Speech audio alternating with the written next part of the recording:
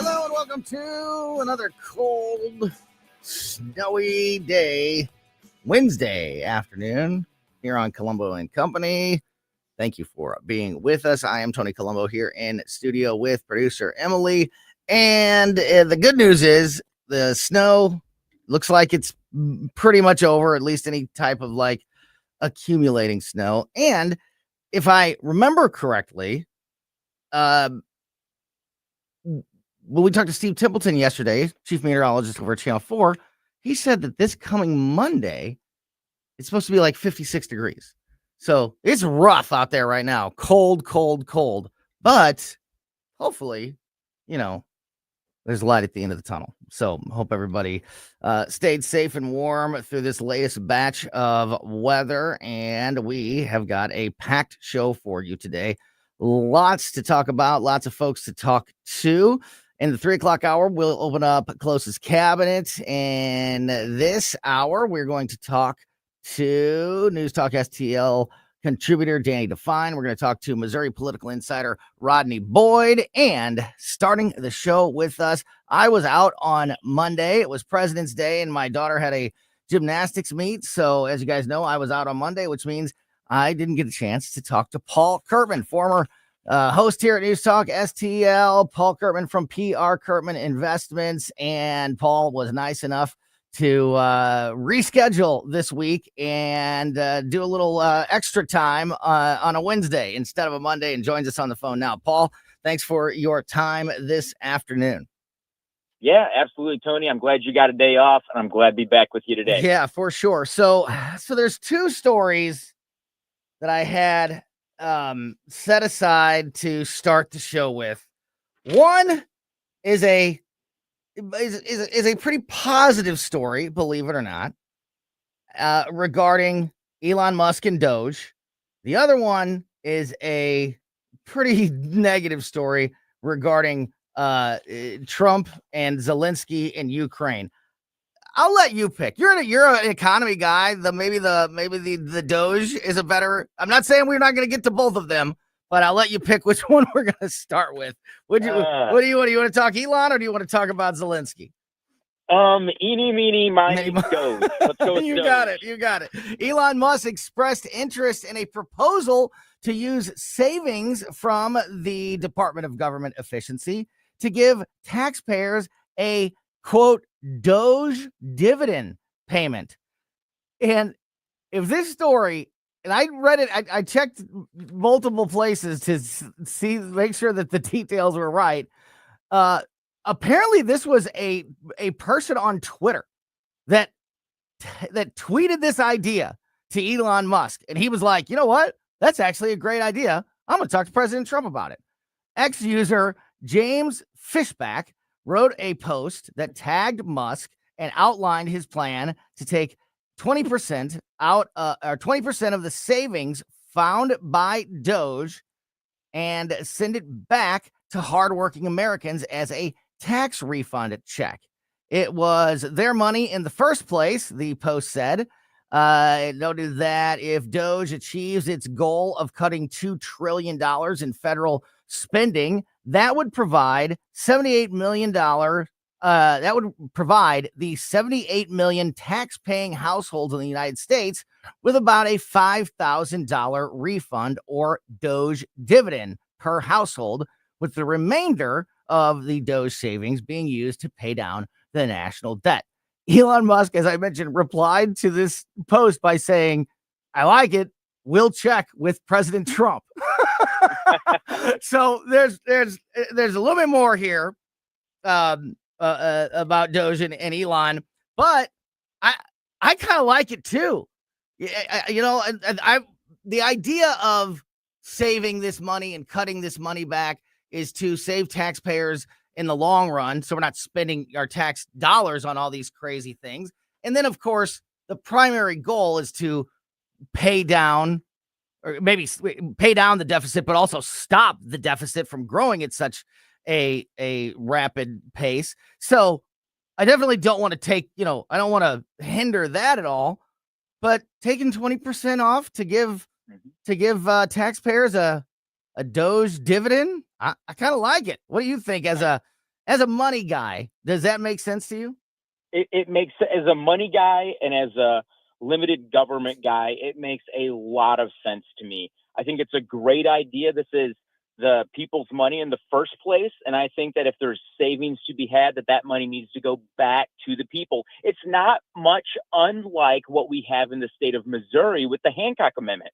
The Hancock Amendment was passed so that way, if there was a surplus of funds that went beyond what was needed to be spent in the state of Missouri, well, then that surplus would be sent back to the taxpayers who earned it in the first place.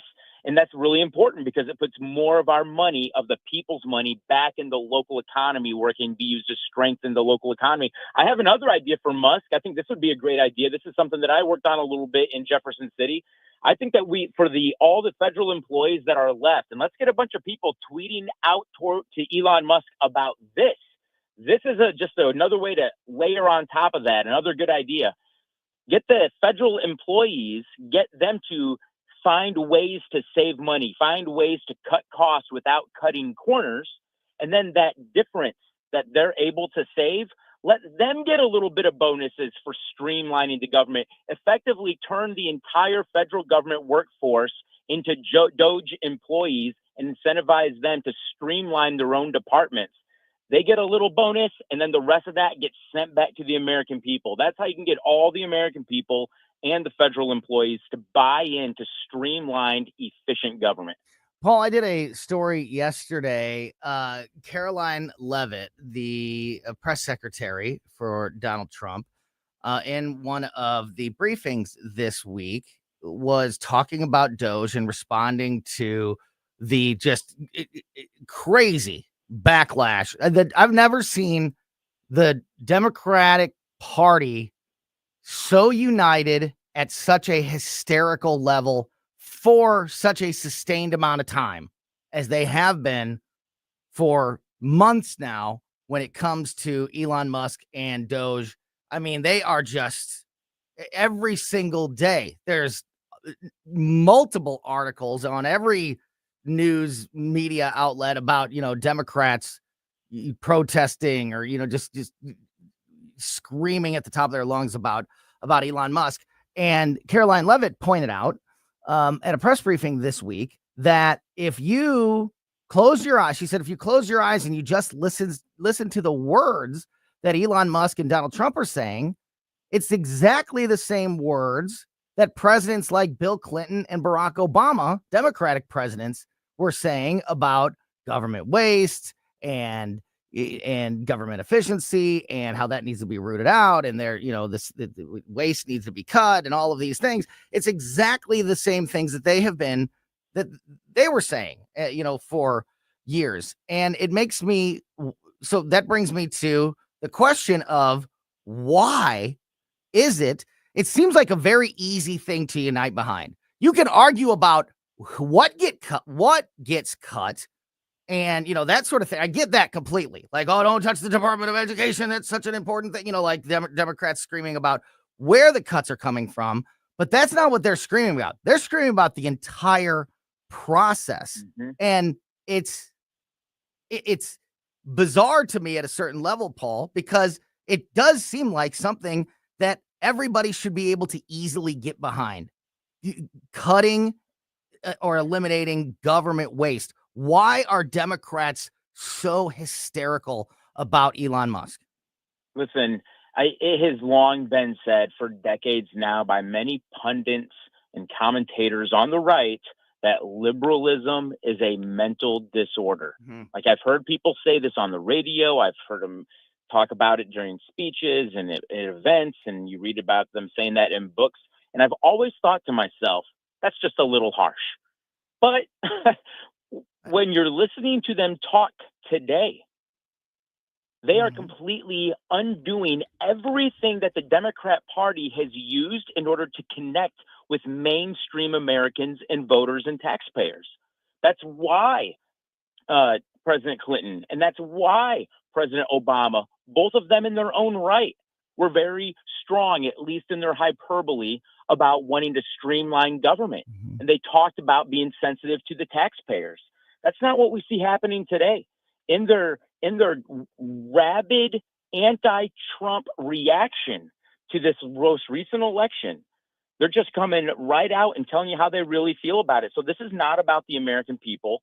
This is not about whether or not the American people have tax dollars that are being spent efficiently. The left does not care about any of that. Listen, it just came out just the other day that as much as $4 trillion have been spent by the federal government, and it wasn't even assigned a spending code. So we can't even track where that money went. And you don't see the left talking about the need to at least identify where the money's going. They're just out for blood. They want Trump. They want Musk. And forget about the rest of us. They don't care about us. They're not interested in connecting with the American people anymore. These people are just rabid and foaming at the mouth for power, and they're willing to throw all the American people and all of our hard work and hard-earned money under the bus in order to try to get their own power back. And that's exactly what we see happening when they're going after Musk for identifying all the corruption, fraud, waste, and abuse. They do not want it to be uncovered. And they're just really showing their true colors in ways that I never in a million years would have thought we would have seen the left showing their true colors, because it's just the most weird thing that you would want to expose about yourself. The fact that you don't care about tax dollars at all. Right. Yeah, you're exactly right. And I think it really exposes and it really shows just how much money we're talking about, billions of dollars, and how long these politicians have had access to that money and what they've been able to do with it, with their own agendas and special interests and, their backroom deals and all of these other things that have always been hidden from the American people. They have gotten very comfortable with that stream of money and the power that it provides. And Tony, the idea of it going away has him freaking out. Go ahead. They've always said that they were the party of the working class. Yeah. And in this most recent election, we've been able to say, hey, that seems to be in jeopardy. Now they're coming right out of the gate saying, we don't care about the working class. We don't care about how hard you've worked. We don't care about the money that you're sending to the federal government. We don't care about any of it, because Donald Trump is in the White House and nobody elected Elon Musk. We don't care about any of you people. We don't care about any of your money or how hard you've worked and the struggles that you have in your life. I mean, they're just announcing it from a megaphone that they don't want to be the party of the working class. Yeah. Got a couple minutes left here with former Missouri State Representative and former show host here at News Talk STL, Paul Kurtman from PR Kurtman Investments.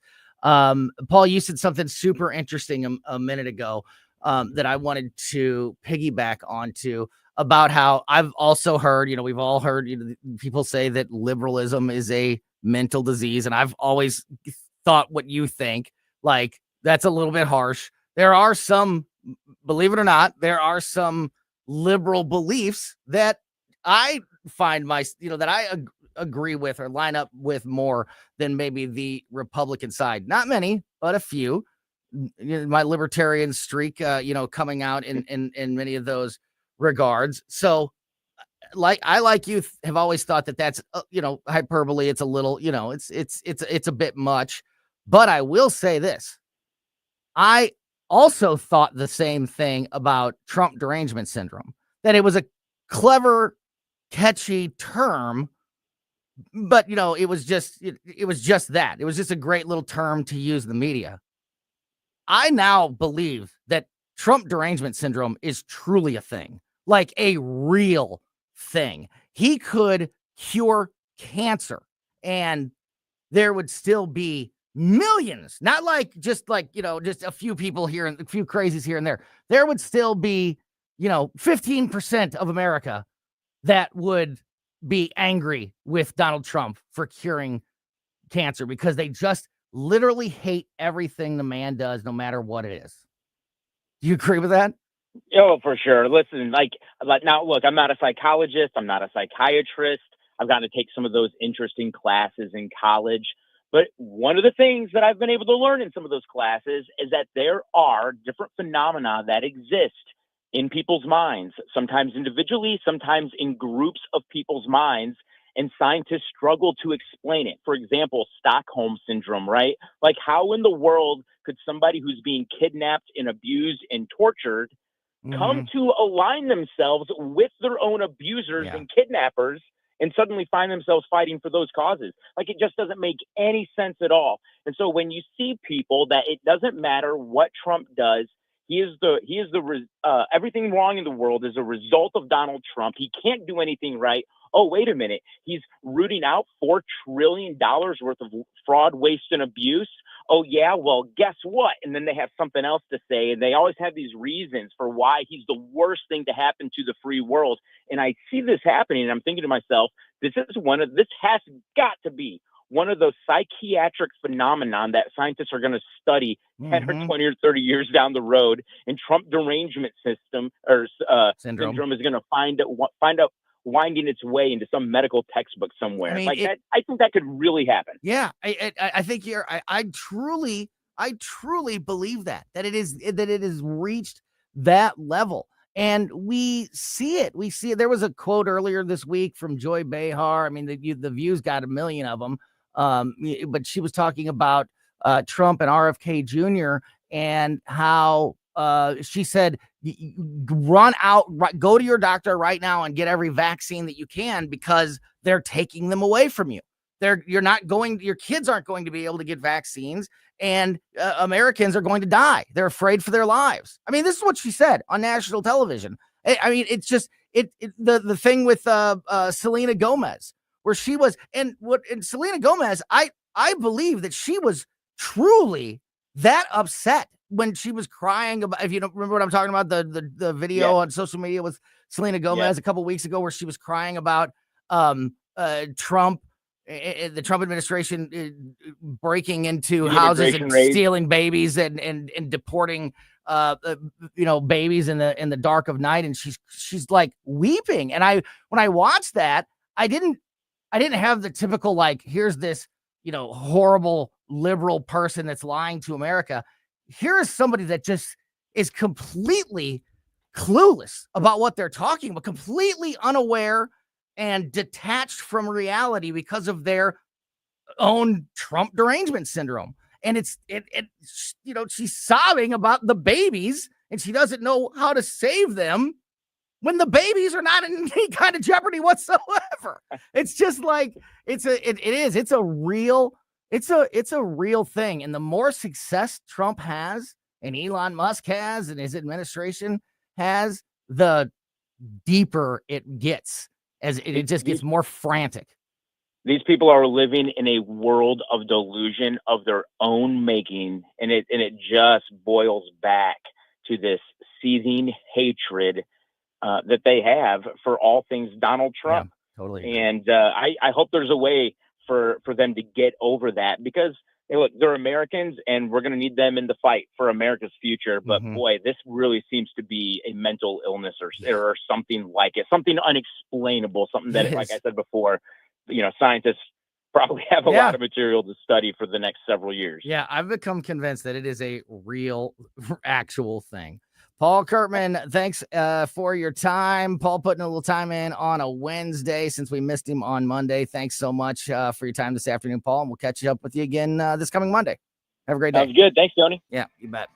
Paul Kurtman with PR Kurtman Investments, and also former Missouri State Representative. And speaking of state representatives and the legislative body here in Missouri, we are going to talk to our Missouri political insider and get an update on what is happening with this year's legislative session. A lot of talk continuing to surround the debate about control of the St. Louis Police Department. We'll get an update on that and more from Rodney Boyd next. This is 101.9 and 94.1. Millennial Trump supporter. I listen to it like every day. Like, seriously, you get it. News Talk STL. Hey there, Chris Cooper here, Serenity Wealth Management. Have you noticed? It is tax season. We're getting all kinds of wonderful pieces in the mail every single day telling us exactly what piece of fair share we get to give of our money for 2024. Well, folks, I want to tell you, it is time to turn the page on 24 and move on to 2025 and beyond. How can we take more control of our financial future? Eliminate some of the government partnership we might have in our retirement plans. That is the subject of my upcoming workshop, Tax Freedom in Retirement. Folks, it's important. We want to try to cut the cord with the IRS. So join us. We have 2 nights to choose from. February 27th, which is a Thursday, or Tuesday, March the 4th at Liliana's Italian Kitchen in Cottleville. Visit our website for more information, SerenityWealthNow.com. That's SerenityWealthNow.com. Check out our events page. Register at SerenityWealthNow.com. That's SerenityWealthNow.com. Investment advice offered through Fortis Capital Advisors. Attention St. Louis small business owners. Dive into the power of video with Blue Ocean Media Group. We create affordable, eye-catching content that makes waves on social media and strengthens your brand. Don't let big budgets hold you back. Our professional team delivers pro quality at small business prices. Boost your online presence, engage customers, and watch your business grow. Visit blueomg.com today to start your video journey. That's blueomg.com. On the next Larry Connors, USA. DOJ continues to look into every federal agency looking for more waste and fraud, and there's a lot. Larry Connors, USA. Now, weeknights 6 until 8 on News Talk STL.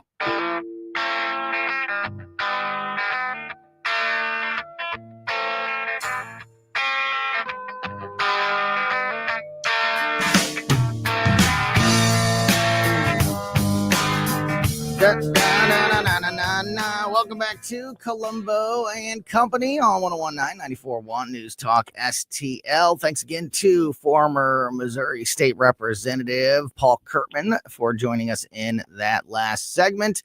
We'll get back into some of the national stories in about 15 minutes when we talk to Danny Define. But right now, switching gears to some local news and politics with our Missouri political insider. The great Rodney Boyd is on the line with us. Rodney, and it seems like we're starting to hear more and more headlines and more debate coming out of Jeff City, and this new legislative session in 2025 seems to starting to kick into gear a little bit. Would you say that's a fair assessment?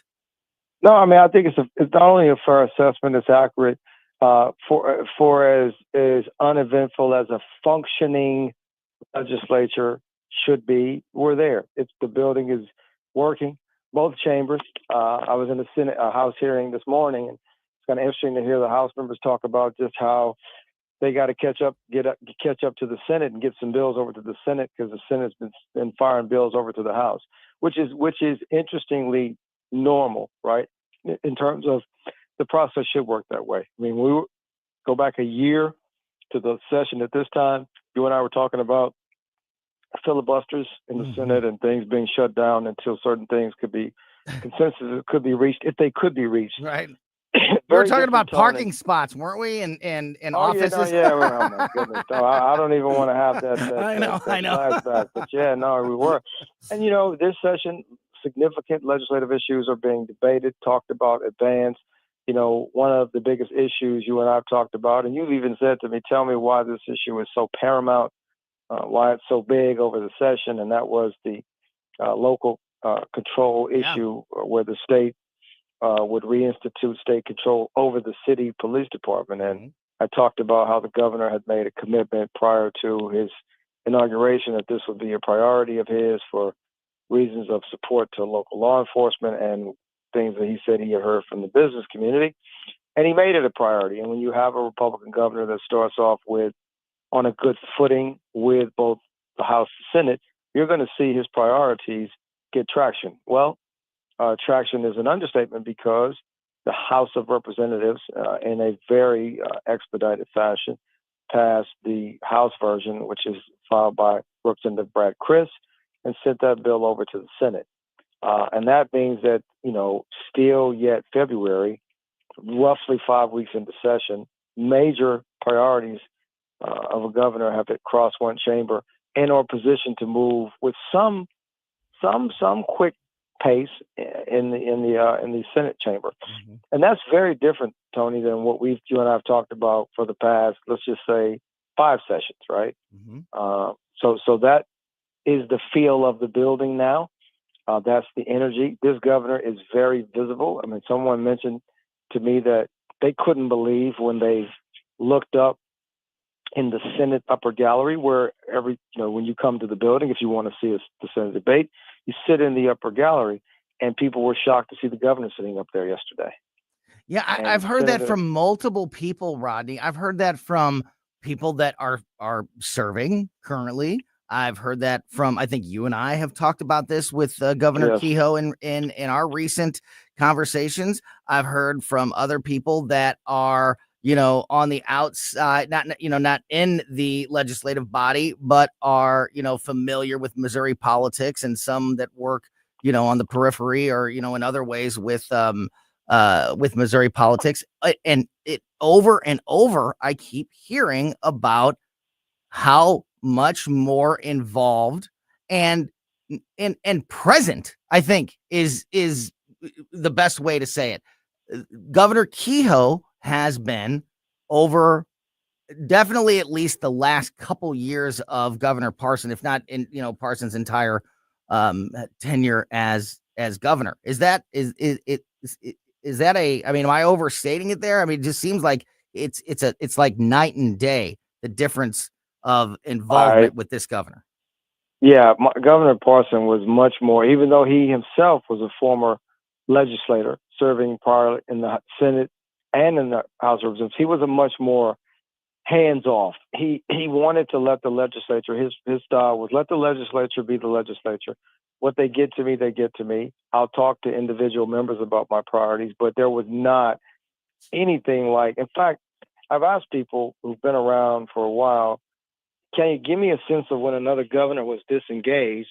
And I've heard the name Kit Bond. Many of your listeners may not even remember Governor Kit Bond, but that's the only name. So you're going back now almost 40 years to get to that governor, as a governor who was in the building, active, meeting, but even he was more bringing people to his office. This model that Governor Kehoe is using is his own model. And really it's a testament to who he is as a person, because he's always been a person that sort of worked whatever job he had, he worked that job, right? He worked himself. He got involved. And hell, he spent 20-something years up here in Jeff City as the owner of the probably the largest Ford dealership in mid-Missouri. So, I mean, I remind people, he was always the guy that was interacting with people to seal the deal, to get the sale. Mm-hmm. That part of his DNA is still very much there. And I think we're just not used to seeing that from a governor. It's a refreshing change coming out of politics, Missouri or otherwise. So I'll take it. I agree. Got a couple of minutes left here with Missouri political insider Rodney Boyd. And Rodney, to the point that you were making a few moments ago about some of the action that has already been taken, specifically mostly in the Senate, sending bills down to the House.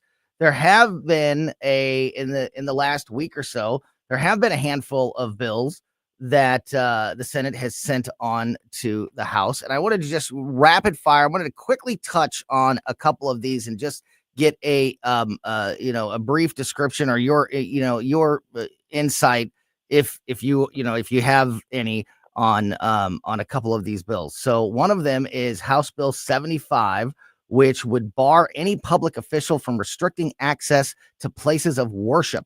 The proposal, which has been introduced in prior sessions, follows COVID-related lockdown measures that attempted to reduce public gatherings. The bill is sponsored by freshman Representative Kathy Jo Loy out of Carthage.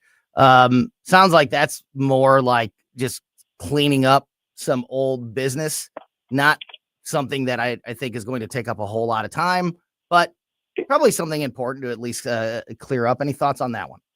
No, it is. I mean, it's still the vestiges of people in the state responding very, very uncomfortably and unfavorably to a lot of the shutdown, lockdown, the broad sweeping COVID shutdowns that were almost in some cases, from people's perspective up in Jeff City, too indiscriminate. They were not surgical. They were too much of a hack. And so this is just one more piece of that puzzle. Not a whole lot of smoke on it. That legislation in some form, I pretty sure we'll get to the governor's desk. Mm-hmm.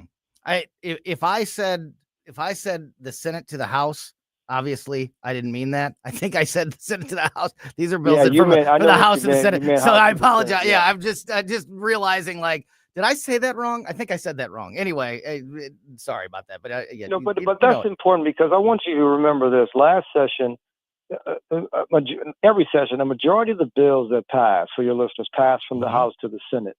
The Senate is where bills historically go to die. Not always, but they go to die. Yeah. They go to never be seen again. Right. And there's an optimism, and you see it in hearings in the House this session. And that's where I was. Send bills like the one you sent to the Senate.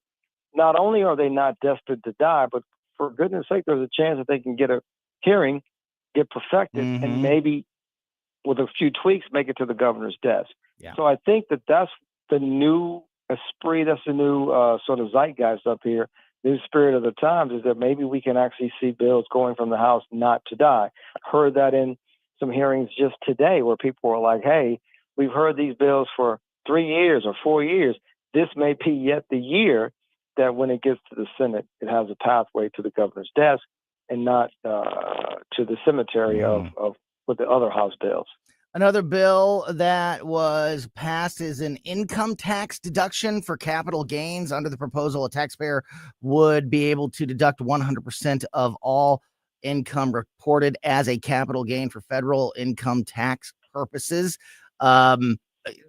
Cutting taxes. I know personal property tax is obviously going to be a big one here, but it sounds like something that Republicans are trying to live up to campaign promises of cutting taxes. Your thoughts? Another issue that's being revisited, because it's an issue that's been talked about before and didn't sort of make it across the finish line. And so, once again, there's a pathway now for that bill, but there's a bigger conversation I want your listeners to be aware of, where this governor, in his state of the state and in his early moves, is structuring a conversation and working with the legislature on what it would look like within a decade, which sounds like a long time until you think about the last decade and how fast it went by. But within a decade, to literally make Missouri, whatever it is, the 25th state to not even to not have an income tax.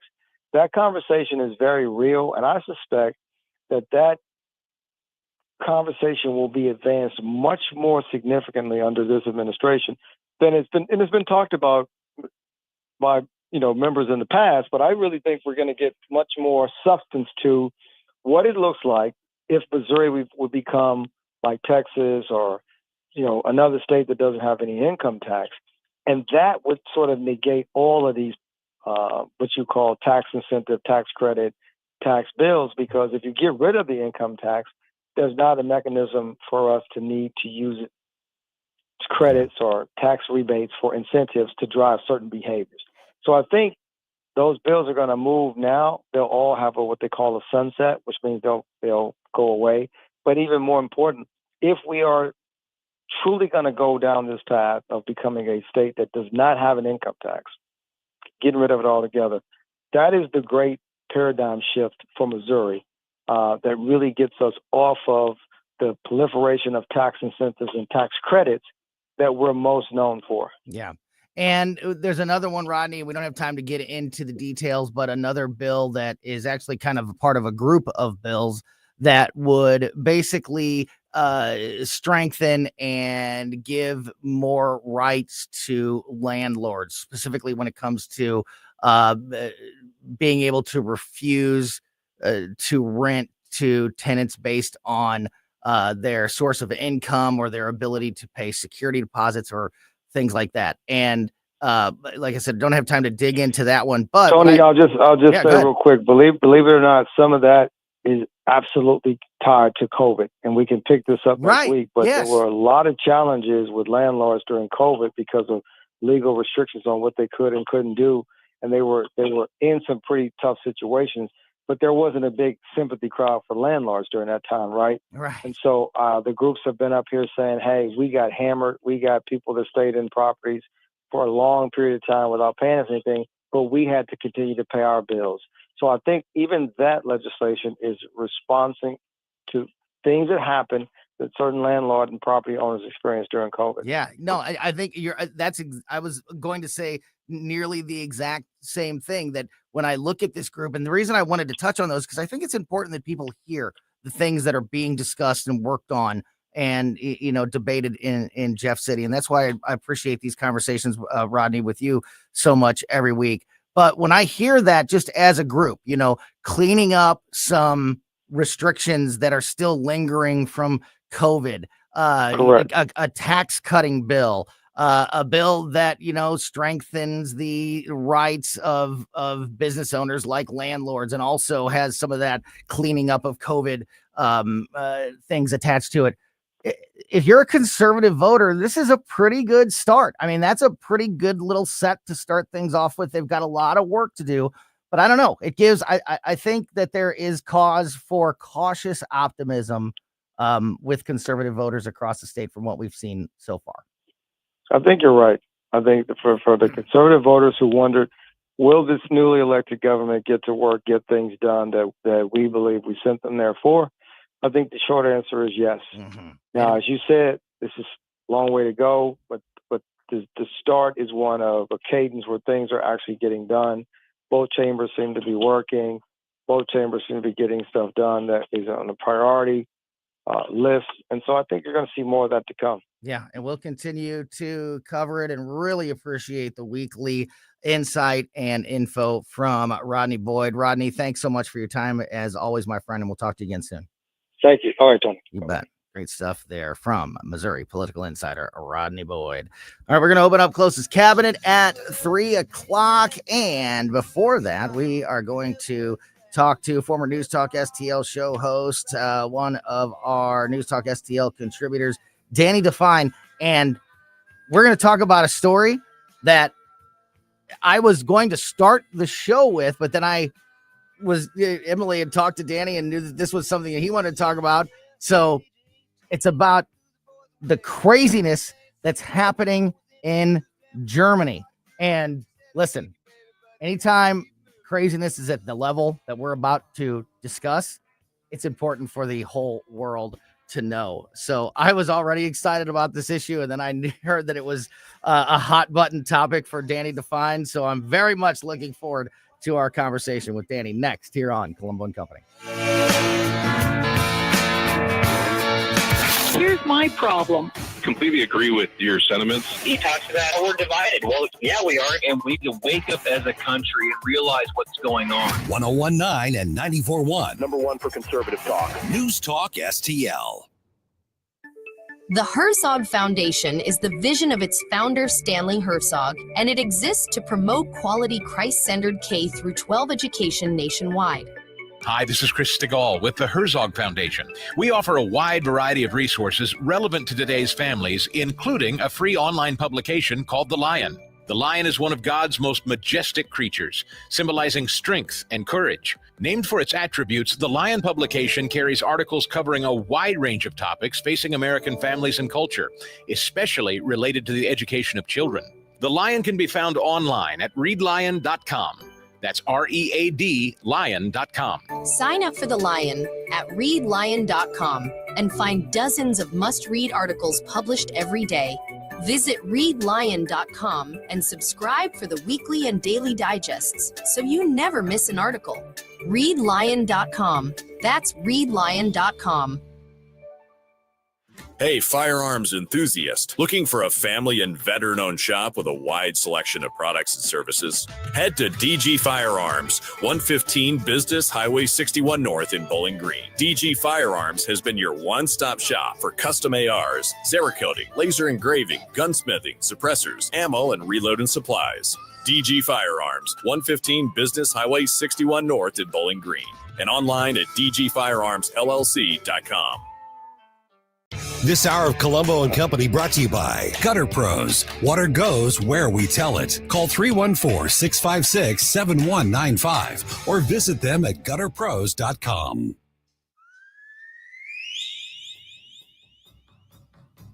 Okay, Tokyo, South America, Australia, France, Germany, UK, Africa.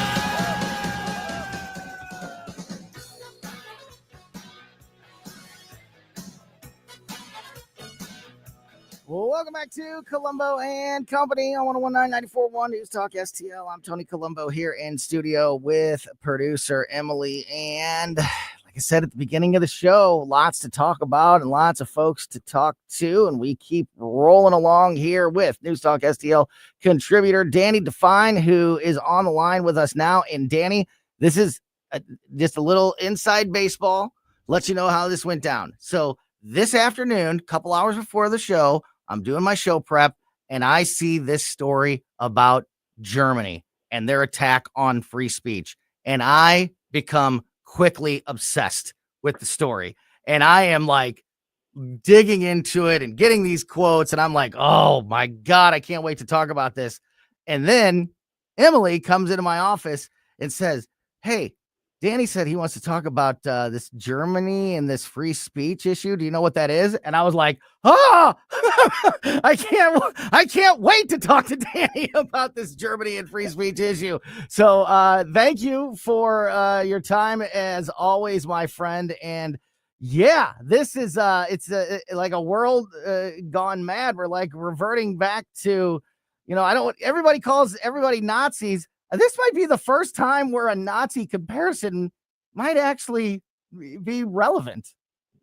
Well, Tony, I was going to say, suppressing free speech in Germany. Germany never has had any track issues, any record of suppressing free speech. That always ends up well for them, right? Right. It's crazy. Well, first thing I want to say, though, I am thankful to be here because I was on a flight a couple days ago. I flew in from Miami, which this is definitely a shock with the cold weather here. I was down there for a work conference, getting some sunshine, some vitamin D. But hey, I'm happy the plane landed. Everything was fine. I didn't have a DEI pilot that I know of, but we got here okay. I'm all in one piece. Well, I'm sorry that you went from the Miami weather to this cold St. Louis weather, but it's good to have you back. And just to get everybody up to speed on this story, it is wild. And it's also wild how it's being reported by certain news outlets in the United States. For example, CBS News. So like I said, when I first saw this story, it quickly became the story that I was the most interested in today. And so I start, digging around, looking at all the different reports about it. And there are headlines like this all over the place. This is the headline from CBS News. Headline: Germany is prosecuting online trolls. Here's how the country is fighting hate speech on the internet. And then there's the story. Yeah, well, Margaret Brennan on CBS Face the Nation on Sunday was talking about this radical prosecution of free speech in Germany. And she actually said that, well, the Nazi Holocaust, that occurred because free speech was weaponized in Germany. Yeah. So this, J.D. Vance was over there last week or the week before talking at the Munich Security Conference. And he made it a point to say, listen, free speech in Europe, it's in retreat. Germany, perfect example, how it's this authoritarian regime carrying out these raids. They've actually gone and arrested people, Tony, in Germany for posting offensive memes online or reposting different news articles that could be deemed offensive or harmful. Yeah, and it's being reported as the German government cracking down on online trolls and fighting hate speech. And that is not what this is. So, as Danny just mentioned, German police have been raiding homes in a coordinated crackdown, but the state police weren't looking for guns or drugs, as you may think. They were looking for people suspected of posting hate speech online. And again, this is just the way this is written. Of course, you hear that and you're like, oh, I can get behind, if somebody's, being a racist or they're threatening violence or something like that, on the, like raiding people's homes. Maybe that's a little bit much, but, nobody's going to support somebody that's, guilty of terrible hate speech. But that's not what this is. As prosecutors in Germany explain it, they're very, very open about this. The German Constitution protects free speech, but not hate speech. And that's where it gets tricky. German law prohibits speech that could indicate hatred or is deemed insulting. Insulting. Perpetrators are sometimes surprised to learn that they have made a post that is illegal. German state prosecutor Dr. Matthias Fink explained, quote, they don't think it was illegal. And they say, no, that's my free speech. And we say, no, you have free speech as well, but it has limits. He said that it is a crime to publicly insult someone in Germany. Publicly insult. That's it. And can you imagine all the crimes that have been broken on American Twitter by Democrats? You calling Tony, I'd be facing 50 years to life. And yeah, exactly. All of us. Yeah. For 10 life sentences. Yo, you're so right. People like you and I, we get especially fired up about this, but this should be on everybody's radar because you and I being in talk radio and, I do stand-up comedy. I was at the Funny Bone last week. I made what some might think are insulting jokes, whether it be at our government, Joe Biden, Obama, there's always low-hanging fruit there with the jokes. I would have gotten hauled off stage and thrown in jail if this was Germany. Yeah, absolutely. Yeah, you're right. And you know what? That's the best case scenario for you if you said it like in a public setting on a microphone, because God forbid you post it on the internet, because that's even worse. Again, going back to this is from German state prosecutors. This is not like me overdoing it or putting words in somebody's mouth or anything like that, which I would never do to begin with. This isn't some purple hair. They're wide open warrior that's in the classroom there in Germany. This is actual prosecutors that are meant to uphold the law and criminalize people in Germany. So yes, these are from professionals. They say that it is a crime to publicly insult someone in Germany, and the punishment can be more severe if the insult is shared online, because they say an online insult stays forever. So if you just say it at the Funny Bone in front of people, maybe eventually, everybody that was at the Funny Bone, they'll all eventually be dead. And, some of them might forget it at some point. But if you post an insult on the internet, it's forever. So you're guilty forever. And if somebody reposts or shares a social media post that has an insult in it, then the person who shared it or reposted it is considered just as guilty as the person who wrote it. Punishment for the first-time offenders is usually a stiff fine, like around $4,000 USD, and or losing your devices. So you could be fined $4,000 and lose your laptop and your phone for posting something that is deemed as an insult in Germany. And if you do it again, you could be facing jail time. This is crazy, Danny. It's insane. And, when I got my start back in politics, when I really started paying attention was, of course, when I was in college. And I just realized how the professors there, they were so concerned with, what you say. If it's against their left-wing agenda, then you could be, maybe docked the grade or something like that, or you could be ostracized by your classroom. But now this is taking it to a whole nother level. But that just shows how slippery of a slope it is. We've been speaking out against the woke culture, the political correctness police now for almost a decade. And while we make fun of it, we poke at it, this is when it actually gets real. Now we're talking about putting people in prison, not just being ostracized by your classmates or by your coworkers for saying something a little bit politically incorrect. That's one thing. When we're talking about actually sending people to jail for quote unquote hate speech or something that's considered insulting, that should wake everybody up. How about the first time that there is an American tourist that's in Germany and they're, documenting their vacation on social media for their friends and family and their followers, and they make fun of something over there. And now now an American citizen's charged with a crime, a hate speech crime, because they made a public insult of somebody in Germany. I mean, this is something that needs to be known and discussed. Absolutely. When you have a lot of these liberals on TV here and media in the United States that are like that 60 Minutes interview, they were almost siding with those German prosecutors. Like, yeah, no, I get that. That makes for a safe environment where nobody can be insulted. But I know you love the flip test, Tony, but those same liberal journalists that are somewhat agreeing with us now, how many insults have they posted online regarding Donald Trump over the last 8 years? They have said things that are not just like in a fun, joking way, poking, like actually death threats, extreme insults, personal attacks. So that means you would be going to jail if we're playing under these rules. Is that Absolutely. correct? Yeah, absolutely. Personal attacks on Donald Trump, on his family, on his kids, on Melania. I mean, like you are exactly right. But that's why I wanted to make sure to say that at the beginning, because you may come across some of this story on on the internet, and you'll see a headline like, "Oh, Germany's cracking down on hate speech."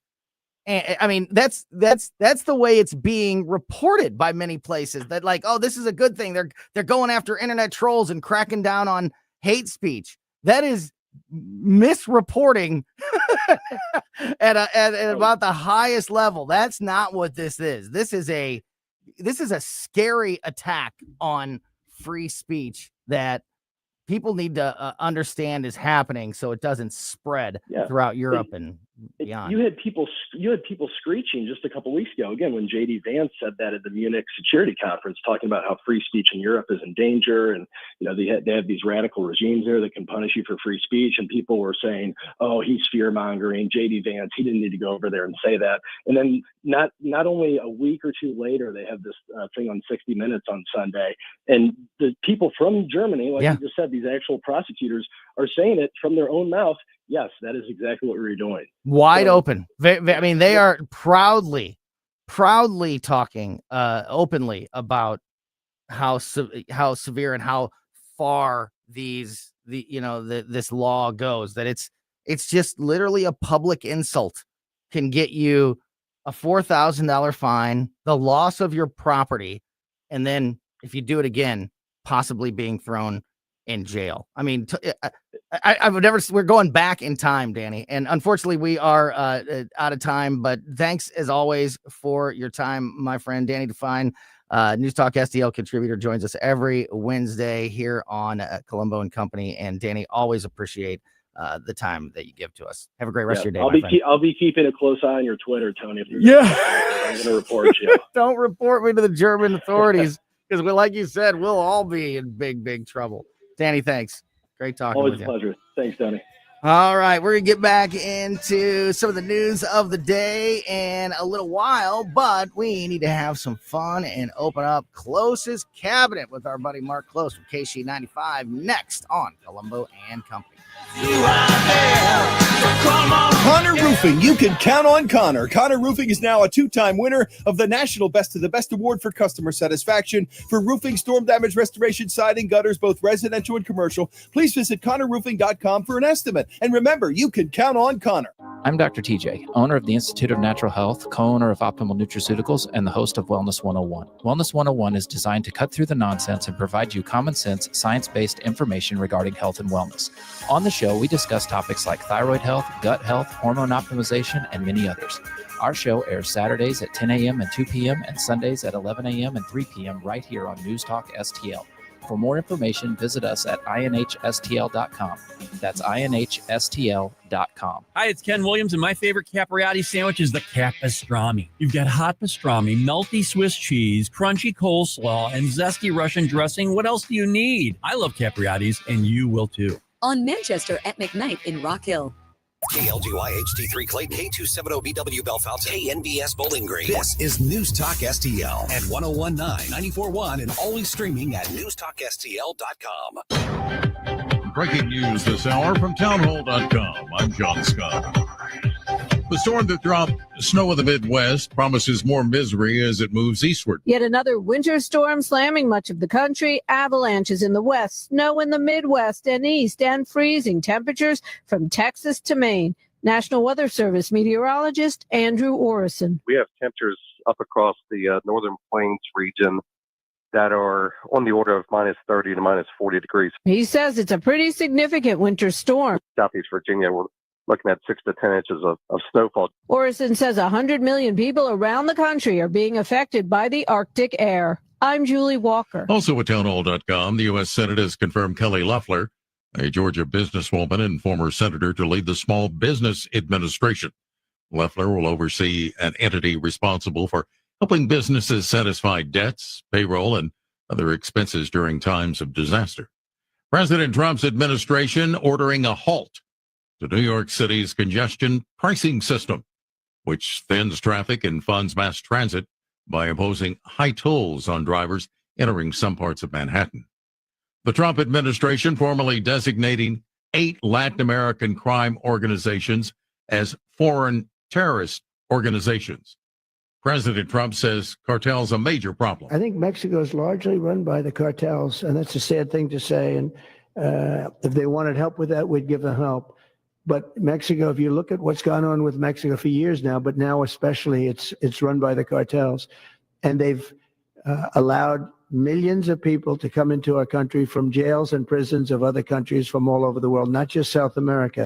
Those named are Tren de Aragua in Venezuela, MS-13 in El Salvador, and 6 groups based in Mexico. More at townhall.com.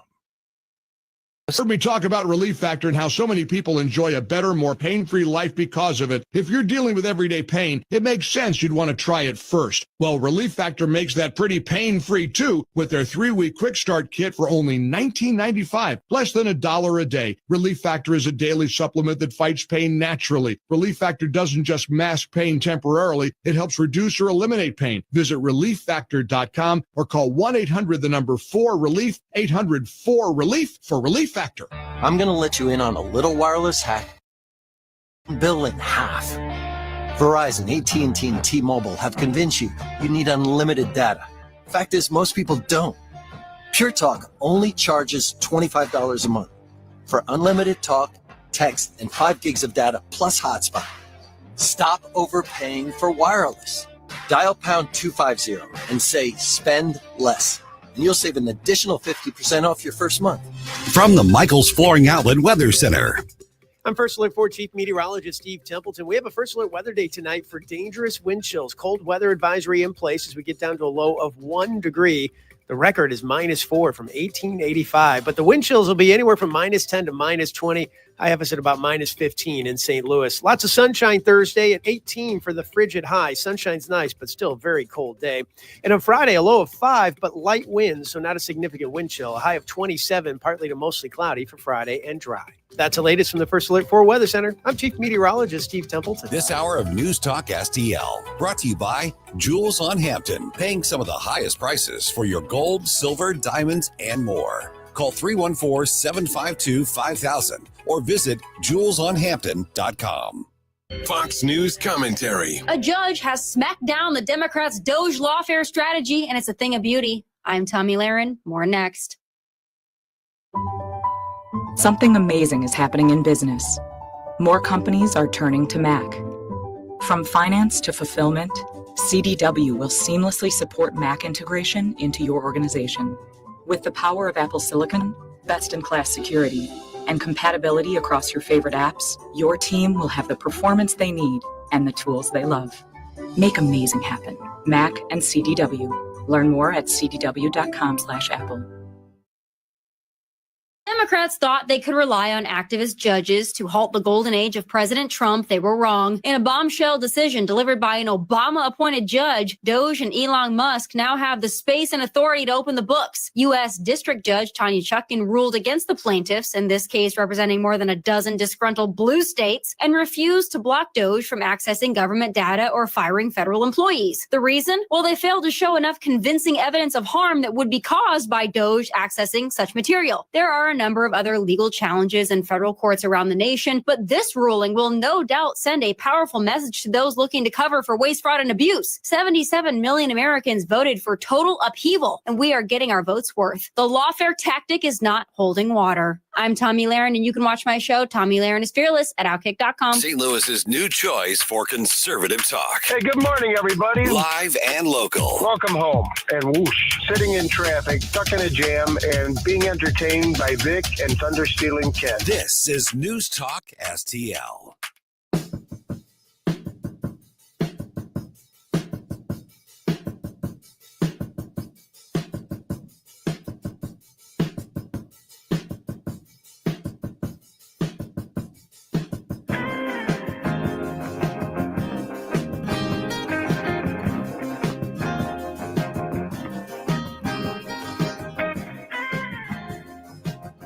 Welcome back to Colombo and Company on 101.9 News Talk STL.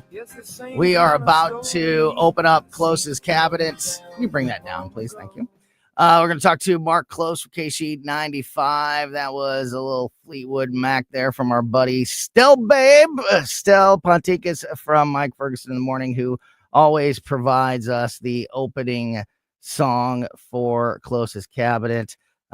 Close Cabinet brought to you by Weber Chevrolet. Unfortunately, Skip Weber is not able to join us this week, but of course, as always, going into 2025, and once again, even in the beginning of this year, you know, the reports that came out at the end of January, the first month of the year, much like the end of the year reports that came out about 2024, Weber Chevrolet continues to dominate when it comes to customer service and Chevy dealers across the Midwest. So if you are looking for a new or used vehicle, nobody's going to give you a better price on that vehicle. Nobody's going to help you more on your trade-in, and nobody is going to take care of you in that vehicle better for the entire time that you have it than the team at Weber Chevrolet. So hopefully Skip will be back with us next week, but Marker is on the line. Mark Close from KC95. How are you, buddy? Cold. Yeah. I'm cold. I'm cold. It seems like, I mean, this is like, we're starting to get so far, which it's, I mean, kind of this is a good thing because we're so far into the winter that maybe the light is at the end of the tunnel. But this is the part of, this is kind of the time of the year where you're trying to remember if the zero turn is even a real thing. It's been so long since you've had it out of the shed, but hopefully things get better soon. But dang, it's been real cold during this last Well, snow. A couple of things people kind of lose track of is that the normal winter temperature for the most part in St. Louis is 41. So we're like crazy below. We got 2 more nights. I think tonight we might go down to like 2 degrees and tomorrow night 4, but then things start turning around on Friday. By Sunday, it's supposed to be partly sunny and 50. Yeah. And then we're looking at some 60s down the road. But yeah, even, I get cold, I get it. But 41, I mean, if it was 41 right now, we'd be running around in our swimming suits. But it's just, this 10 and 15. And then when the wind blows, oh daddy. Yeah, I'm ready for Florida. Yeah. I am ready for Florida. Hey, buddy. So listen, I don't care what anybody says about, like the stereotype or you sound like an old man, blah, blah, retired of Florida. Yeah, that's my goal. And that is my wife's goal. that is our, the sooner we can get there, the better. It's going to be a long time, but that's where we want to be, because in a day like today or these last couple days is a perfect example of why. So hopefully we get there. Mark, there's a lot of fun stuff to talk about, but when I think of you, there's a few things that pop to mind. Obviously, the zero turn lawnmower, money is another one, saving money, being frugal, and also eggs.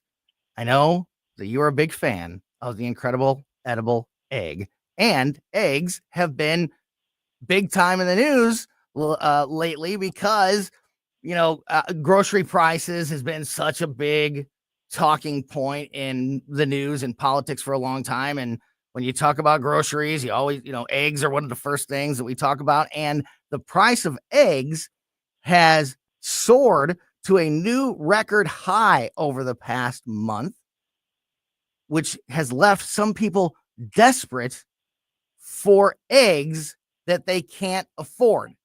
So stores across the country are starting to sell what they market as Lucy's. Not the word, not the name Lucy, like Charlie Brown, like Lucy's, Loosies, individually wrapped eggs. So you can, so if you can't afford the dozen, you can go and buy 1 or 2 eggs, and to help combat the price of the soaring grocery situation. What do you think about Lucy's? Well, I mean, it's what you can afford, what you can't afford. I did see they had something on the news a couple of nights ago that they're starting to get guys that are breaking into restaurants and businesses and stealing their eggs. I mean, it's like, forget about the cash register, forget about the liquor. Let's go right to the cackle fruit. I mean, come on, an egg, but they're stealing them. And, I guess it comes down to, who was it? A couple of restaurants were putting a 50-cent surcharge per egg. When you ordered like an omelet, if it had 3 eggs in it, you paid an additional $1.50 for that omelet, or 2 fried eggs sunny side. There was a 50-cent little tab that they would put on, which is absolutely insane. And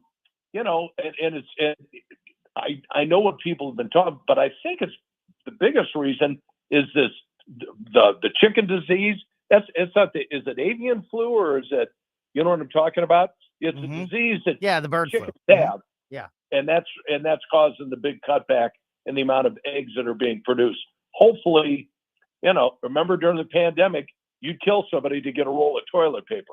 So now, it's moved into eggs, and, everything comes and goes, and it'll be back to it. It's just, and I love me my eggs, brother. But yeah, you look at it. I know my daughter in California at one point was paying $8 a dozen.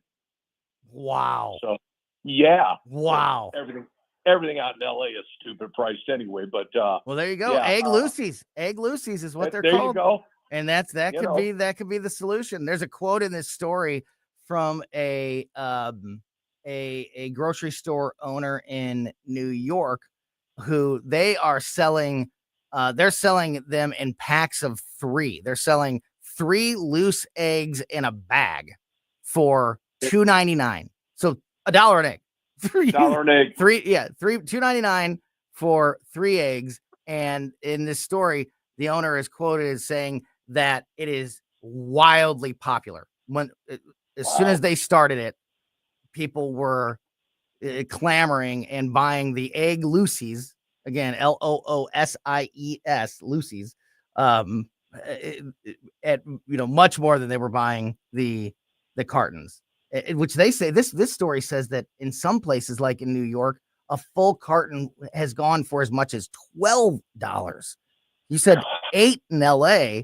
According to this story, that's the highest I've seen, and it's only in this one article. So, a grain of salt there. But according to this article, in some places, and they specifically point out spots in New York City, like the Bronx, where cartons of eggs have gone for as much as $12. $12. Well, it's. I guess you go out to I'm not a big steak eater, but you go out to a nice restaurant, really nice, and they walk around like with the platter of all the uncooked steaks, and they tell you, well, this T-bone is $63.50, and this filet is, and I'm like, holy cow! So, supply and demand. It's your money. You spend on what you want to spend it. What they were saying, Super Bowl tickets were going for like $5,000 and $6,000 for a Super Bowl ticket. So you get a lot of eggs for that. Look at it that way. So. Yes, you can. Yeah, I'm gonna keep my eyes open though. If I come across egg Lucy's, I'm gonna buy one just out of principle. Absolutely. Individually wrapped eggs. I'm just envisioning, me or somebody that it goes to, their local Schnucks or Deerbergs or whatever, and they go to check out, and all they have is like 1 or 2 eggs. Like this I is know. this is my whole. But I mean, the next thing is like, give me a loaf of bread. No, Yeah, no. Well, you can buy half. You can buy a halves. half loaf of bread. Yeah, yeah. But now they'll sell it by next the is like slice. 1 slice at a time. Yeah, Oh, yeah. oh, 50 Lord. cents, 50 cents a slice, 75, Really? 75 Yep. cents for a heel, though. That's that that was the extra. best part. Best part. Absolutely. Wow. Okay. I think we're gonna have both. I think we're gonna have both extremes of this next story represented in this conversation. Emily, can you jump on the microphone here. over there? Producer Emily, who is 20 years old and a college student. You are, what are you? Are you Gen Z? You're not a Yes, millennial. I'm Gen Z. So there was just a report put out about the average number of pictures Americans have on their phone. You want to take, you want to take a guess at what the average how many pictures the average American has on their phone? You checking yours? Yeah, I'm trying to figure out how you tell. Do you have a lot? Do you have a lot? I mean, I don't have a lot of storage on my phone, so it can't be that many. Mark, you want to take a guess? With some of the newer phones, I've seen people go, "Hey, look at this." Takes them an hour and a half to scroll through to find the photo. I would say, the average could be like 500 pictures. Okay. I'm gonna say 5,000. 1,600. 1,600. I've seen some people with crazy Oh yeah, stuff. no, you're exactly right. Now that's the average American. The average American has 1,598 photos on their phone's camera roll. Millennials, it doesn't list Gen Z here, which is surprising I guarantee to me. it's more. Yeah, they mention how Gen Zers regularly print their photo. 43% of Gen Zers say they regularly print their photos off of their phone, so they're not, probably like you said, to save space, or they don't have that type of memory. But millennials have an average of 2,500 pictures on their phone. So it's only as low as 1,600, Mark, because of the old folks. If it was the young folks, we'd be pushing 3,000 as the average number of pictures on your phone.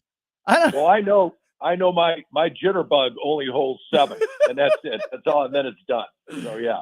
Do you this, like I said, Emily, this article also points out how that printing your pictures, back in the day it was getting your pictures developed. It's expensive. Now it's printing them, is becoming something that is becoming popular and much more regular again, with 43% of Gen Zers saying that they regularly print out photos.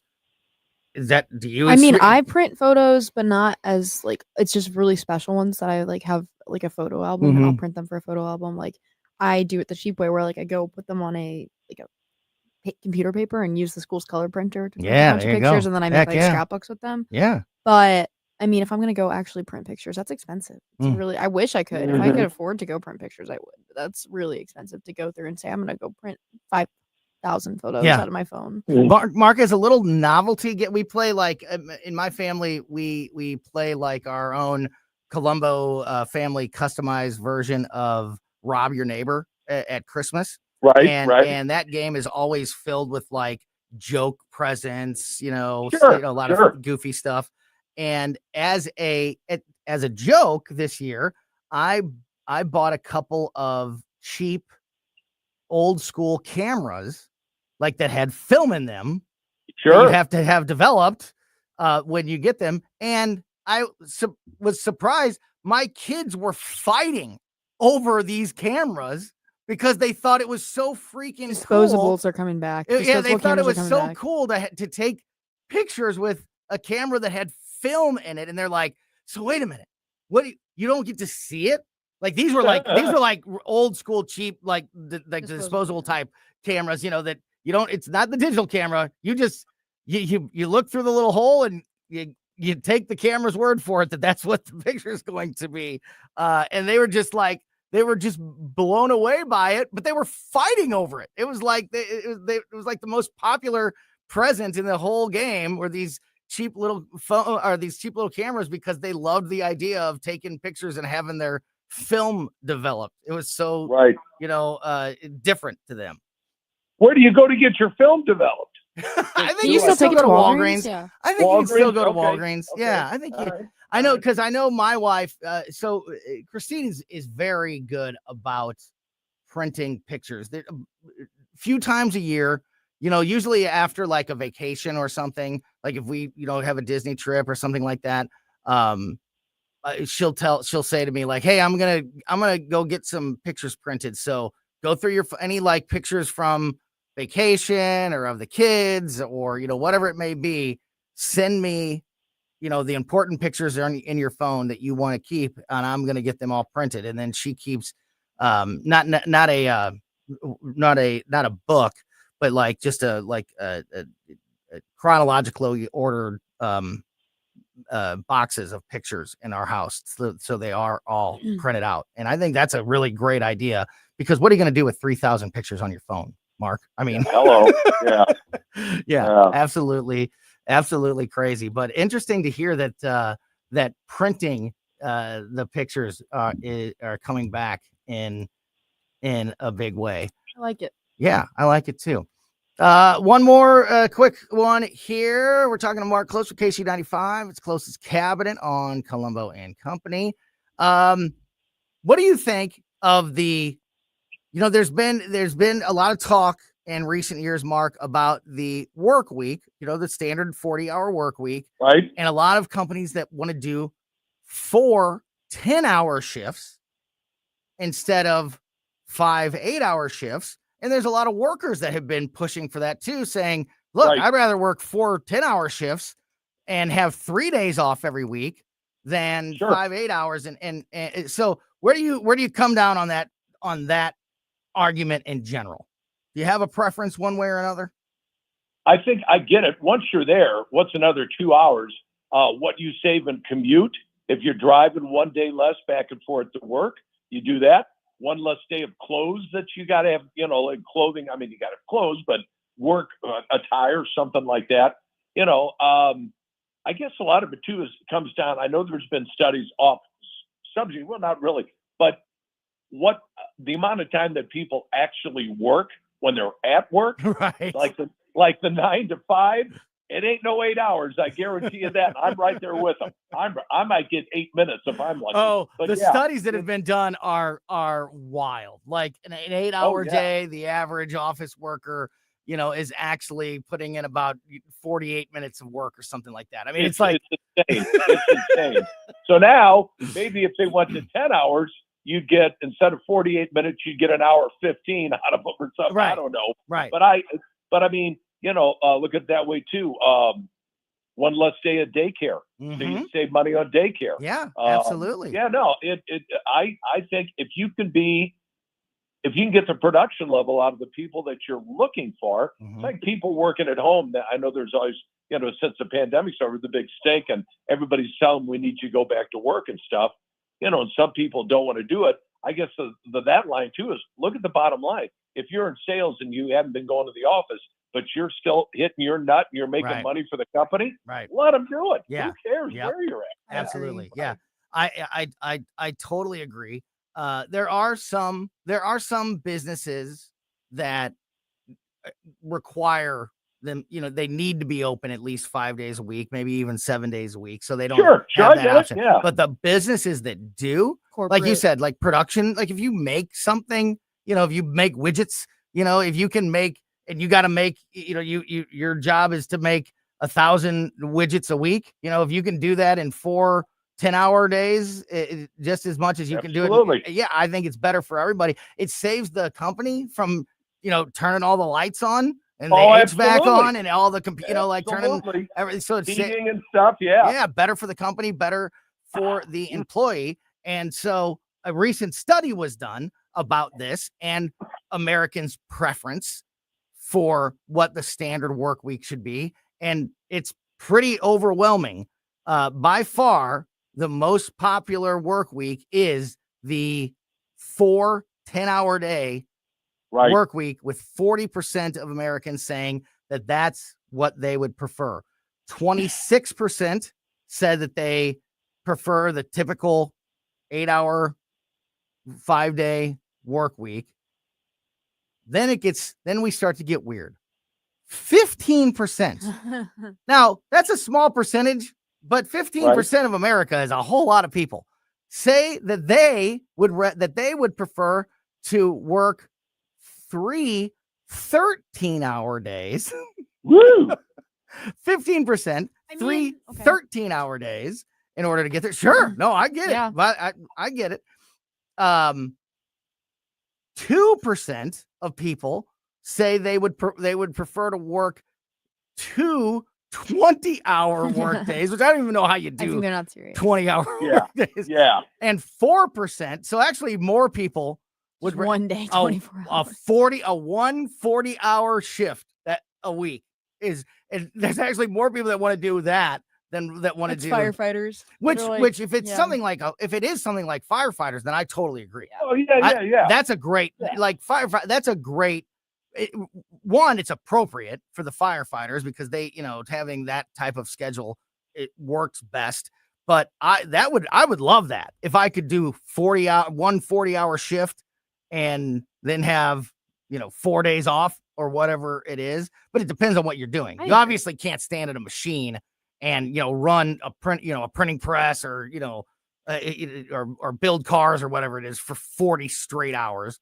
But if you could get away with it, but yeah, 15% of people say they would prefer to work 3 13-hour days, and 2% say that they would rather work 2 20-hour days. Think about what you could do with all those extra get days. It all though. over with. Like the weekend, Sunday scaries. Like, oh yeah, it's like the weekend's already ruined by the time Friday hits, because you only have Friday really, because Saturday is followed by Sunday, which is the Sunday scaries. So like you have to be feeling good going into Sunday, otherwise it's going to be worse. So I feel like having that extra time would just be so nice. Mark, what's the longest? Have you ever done like one of those radiothons? What's the longest you've ever been on the air in one stretch? We just probably it wasn't in one long swoop, but back in early '80s, we had a snowstorm come in, and when Casey was over in Crestwood over there, myself and Teddy Habeck was another jock. We got snowed in, and we were there for like it might have been 2.5 days, and we would each do like 6 hours and then go in a corner and sleep, and the other guy would do it, and we came back.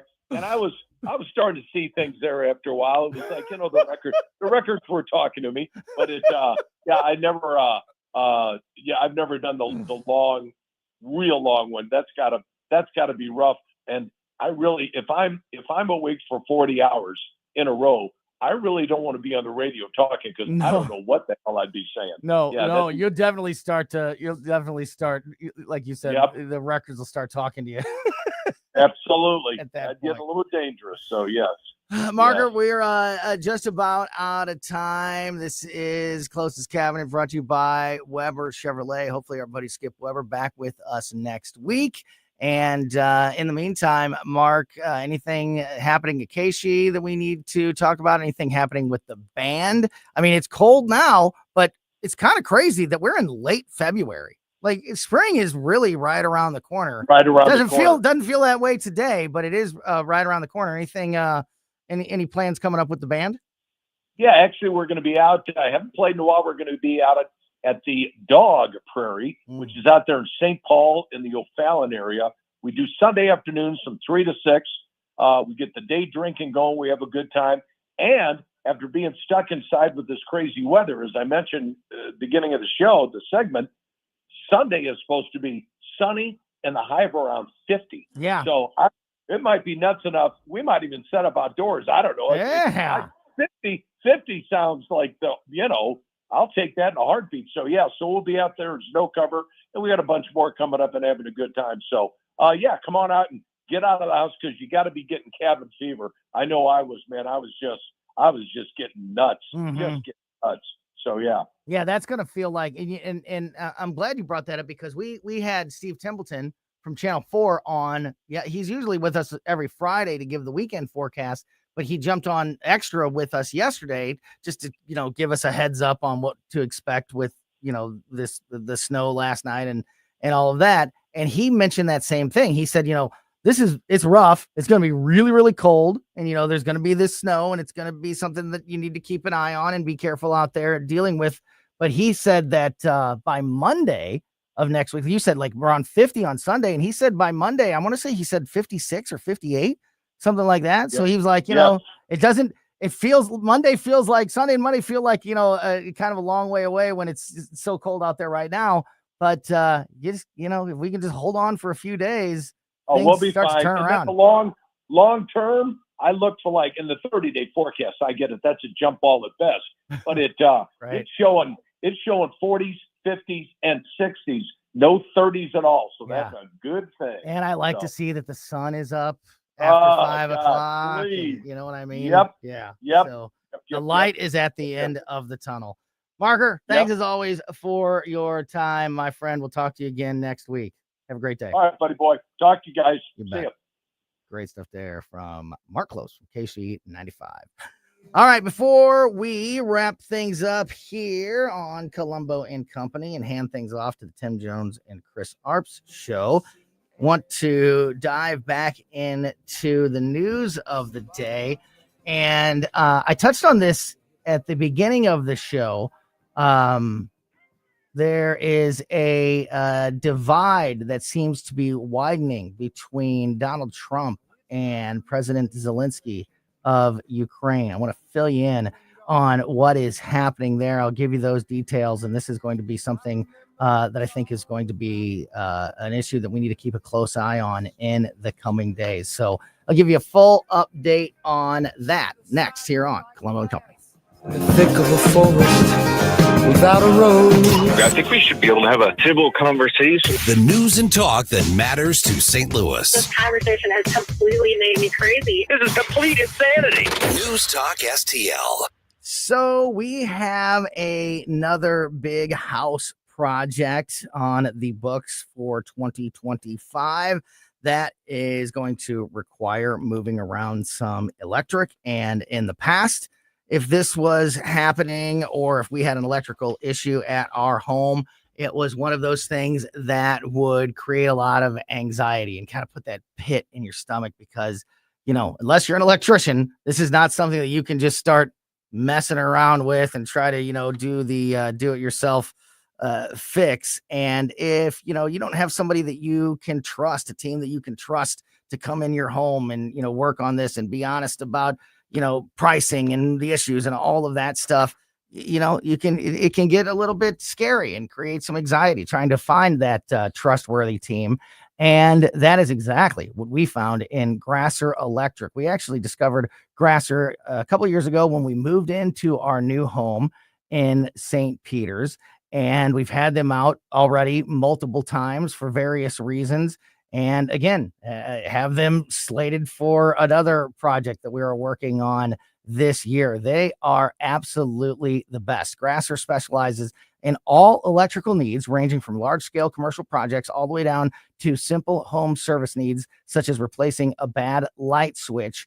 And these are exactly the kind of technicians that you want coming into your home and working on something as important as your electrical needs or possible electrical problems or issues. The techs at Grasser Electric are absolutely the most professional, best results. I mean, just quickly, professionally.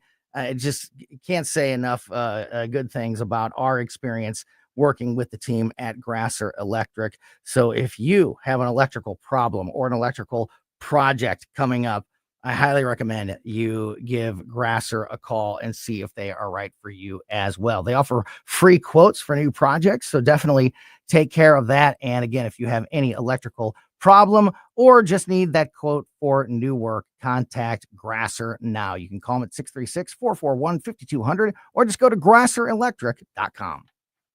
News Talk STL is proud to have Doug Voss of Safe Bunny Radio as part of our lineup each week. Doug has been a staple on the St. Louis radio airways for many years as one of the leading financial experts in the area. You can now hear Doug and Safe Bunny Radio 3 times every week yet on News Talk STL. But in case you miss anything, you can check it all out at DougVossSafeBunnyRadio.com. What else do our listeners need to know, Doug? Simply put, I focus on helping pre-retirees and retirees build, preserve, and protect retirement assets, and I've been helping my clients solve their insurance and financial needs for the past 33 years. I also strive to educate my clients on how to prepare for retirement, minimize the impact of market volatility on their assets, and deal with the challenges of increased longevity. Call me today at 844-676-SAFE. That's 844-676-7233. Doug Voss is a registered representative. Securities offered through DHL Securities, LLLP. Member FINRA and SIPC.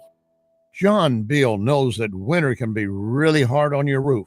You get ice, then melting, more ice, maybe snow, melting, more ice, sleet, snow. In time, those shingles have had it. Then you get spring rains, thunderstorms. A word of advice: this is a good time to check the roof before you have real issues. Call my friend John, 1-800-NEW-ROOF, 1-800-NEW-ROOF. This is Larry Connor's commentary on News Talk STL. Here's a warning for you. I might be a little dangerous today. I mean it. I have had it with Punxsutawney Phil. All this weather. The 2nd of this month, Punxsutawney Phil was once again brought out from his hiding point in Gobbler's Knob. And therefore, according to the tradition, if he sees his shadow, he's predicted 6 more weeks of winter-like weather, and that's what we're getting. Thanks, Phil. Of course, if you had not seen a shadow, we'd have had an early spring. This Punxsutawney Phil thing, I've never really bought into or liked one way or the other. A lot of suspension of disbelief to believe that some groundhog can tell you what's going to happen with the weather. But still, it's been underway, starting officially back in 1887. Numerous festivals. The dog, the Phil is a groundhog dog. Basically, it has to be more than 100 years old if it's the same one, and some claim it is. But the real issue is, how precise is he? All I know is at this time, we continue to have winter when I'm done with it. So as far as I'm concerned, it is now open season on Phil. Get more Larry Connors on Larry Connors USA. Tonight at 6 on News Talk STL. Here's great news. Napoli Kirkwood is now open. So that means fine dining right in the heart of Kirkwood. So you have the original Cafe Napoli in downtown Clayton, Napoli 2, Town and Country, Napoli 3 on the streets of St. Charles, right next door to Napoli C, plus Napoli Brothers Pasta and Pizza in the Chesterfield Valley. All of those locations, and now adding Napoli Kirkwood. What a great place to dine. Napoli Kirkwood, now open. Ackerman Toyota is #1 in sales for 2024. That is 2 years in a row. It's really no surprise. Ackerman has the largest customer lounge where you can relax, take your time choosing new or premium pre-owned. Ackerman at Hampton and 44. AckermanToyota.com. Thank you for making Ackerman Toyota #1 2 years in a row. AckermanToyota.com. Ackerman Toyota for life.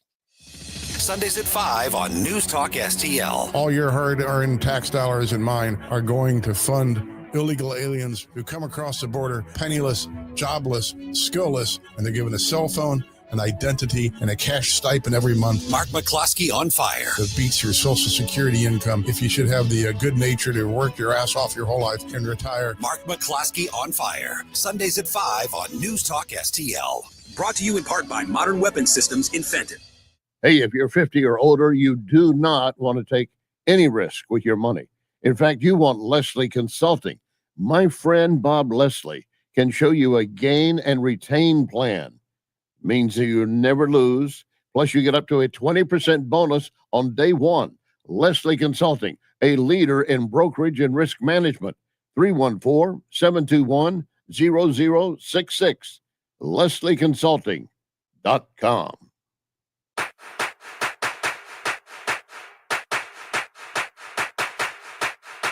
Welcome